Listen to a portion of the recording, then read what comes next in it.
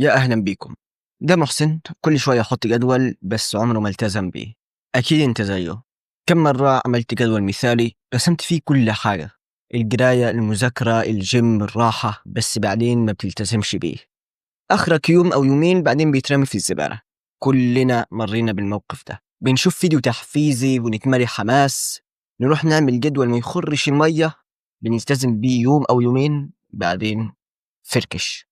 المشكلة مش في الجدول نفسه، المشكلة في طريقة تخطيطك لهذا الجدول.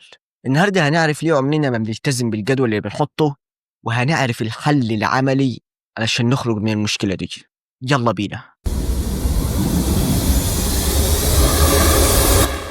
المحور الأول، ليه الجداول بتفشل؟ وهم التفاؤل. السبب باختصار بيتلخص في مقولة بسيطة جدا: لا تعطي وعودا وأنت سعيد. لما بتكون متحمس أو طاقتك عالية بتشوف إن كل حاجة ممكنة، بتشوف كل المهام الصعبة سهلة وممكن أخلصها بسرعة، فبتفتكر إن أنت تقدر تقرأ 20 صفحة يوميا، أو إنك تقدر تذاكر 7 ساعات متواصلة. بس بعدين لما بتصحى الصبح بتكتشف العكس تماما، لأن جرعة الحماس دي بتكون خلصت، فبتكتشف إنك ألزمت نفسك بحاجات أنت ما تقدرش عليها. وده بيحول الجدول من خريطة للنجاح إلى دليل على فشلك وعدم التزامك. المحور الثاني، الحل العملي. بما إن معرفة السبب هو نصف الحل، يبقى الحل إننا نعمل عكس اللي عملناه تماما. النصيحة رقم 1: خطط على أسوأ حال ممكن. بدل ما تخطط على أفضل حال، تعامل مع نفسك إن أنت بكرة الصبح هتكون أقل ذكاء وأقل نشاطا وأقل حماسا. لو فاكر إنك تقدر تذاكر 6 ساعات، خليهم ساعتين بس. لو فاكر إنك تقدر تقرأ 30 صفحة، خليهم 15 صفحة بس. وفي مبدأ مهم جدا اللي هو تجزئة المهام اليومية لمهام بسيطة. الهدف هنا هو إنك تدور المكنة وتسخنها. يعني لما تنجز القدر الصغير اللي انت ألزمت نفسك بيه، هتحس بنشوة الإنجاز والسعادة، وده اللي هيخليك تلقائيا عايز تكمل وتنجز أكتر، وقد تتخطى القدر اللي كنت هتكتبه في الجدول المثالي بتاعك. والنصيحة التانية: ركز على المهام المحدودة. حاول تخلي مهام اليوم محدودة بقدر الإمكان.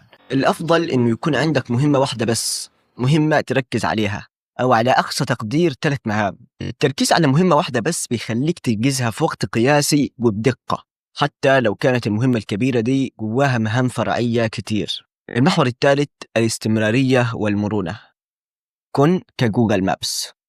والنصيحة الثالثة اللي هي المرونة وتعديل المسار. إيه اللي بيحصل لو حصل ظرف طارئ؟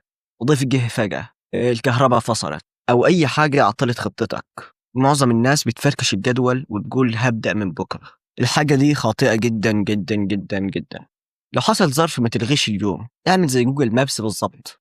جوجل مابس لو في طريق زحمة أو واقف، بتدور على طريق تاني وتكمل رحلتك. عدل على جدولك، أجل مهام، شيل المهام اللي غير ضرورية. تعامل مع الجدول بتاعك بشكل إرشادي مش إلزامي. تقبل فكرة التعديل مرة واثنين وثلاثة في اليوم. مهم جدا إنك تكون مرن، لأن التخطيط ممكن يكون بيرفكت بس التنفيذ استحالة. فعدل على جدولك براحتك. وقبل ما نكمل ما تنساش تشترك في القناة وتفعل زر الجرس عشان يوصلك كل جديد. ويلا بينا نكمل.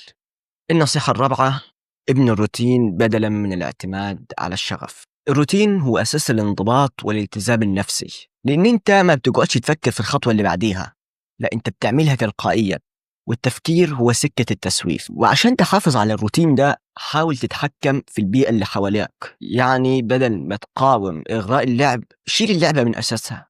لو أنت مدمن سوشيال ميديا، ابعد السوشيال ميديا أصلا. تجنب ولا تقاوم. والنصيحة الخامسة: تحمل وادي الحزن. في رحلة الالتزام هتمر بمراحل. تبدأ بتفاؤل، تصطدم بالواقع وتتشائم، بعدين تقع في مرحلة اسمها وادي الحزن. هنا المشاعر السلبية بتزيد وبتفكر إن الجدول خرب. كتير مننا لما بيوصل للدرجة دي بيفركش الجدول ويبدأ الجدول من جديد. الحل الوحيد هو إنك تعيش في الألم نفسه، تلتزم بالجدول بتاعك رغم كل حاجة، لأن طريق النجاح واحد وهو الألم. وفي الختام، الالتزام مش هيجي بسهولة. لازم تتبع الخطوات دي اللي هي التخطيط على أسوأ حال، المرونة والتعديل المستمر، التركيز على مهام محدودة، بناء الروتين والابتعاد عن الإغراءات، وتحمل وادي الحزن. صدقني لو التزمت بالمبادئ دي هتقدر تلتزم بالجدول. وما تنساش كن كجوجل مابس. سلام.